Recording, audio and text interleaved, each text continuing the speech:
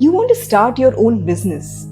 But pause for a moment and think, do you really possess the inherent qualities and traits that are required for a businessman or a businesswoman? Well, let's analyze it from an astrological and Vastu perspective.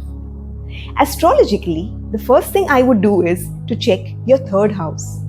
Are you bold enough? Are you a risk taker? Do you have the enough courage in you to actually start a business? Like in Hindi they say, dam hai kya aap mein? If yes, your third house needs to be really strong. The next point I would look at is the fifth house, which talks about your inherent qualities in terms of wisdom, knowledge, independence, passion, and decision making. In a situation which is an adverse situation, are you able to keep your cool and take the right decision in a knowledgeable and logical manner? If yes, then it represents that your fifth house is really strong. Bang on. The next thing that I would check is the 12th house, which represents losses, investments, and overseas investments. Now, for any business, you need to make an investment, right? I'm sure you would agree. And as business is equivalent to risk, so there would be not only gains but also losses. Are you in a position to really withstand those losses? Can you deal with it? Can you actually mitigate that risk?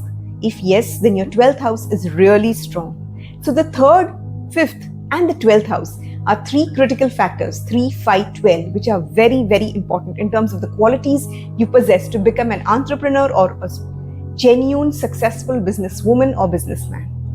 The second thing we look at is from a Vastu perspective. Which are the relevant zones? So, the first relevant zone is South, which talks about relaxation and fame. You've done your business, you've set it up, but are you famous enough? If not, then how do you deal with that? So, in the South zone, just check the South zone of your house and office and place a red elephant. That will help you mitigate the problem. Also check whether there are any imbalances in terms of washroom, toilet, washing machine, storeroom, and so forth. If yes, place a red color 0 bulb over there. The next important zone is East Northeast, which talks about the connections that you're going to make, with your clients, right? So, how good are your connections? If yes, then great. If no, how do we activate it? We need to place a rising sun over there, whether it's a bronze statue, whether it's a photo frame, right?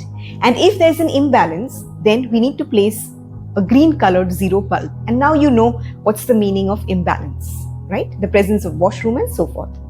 The next important zone is Southeast, which talks about running funds or continuity of funds.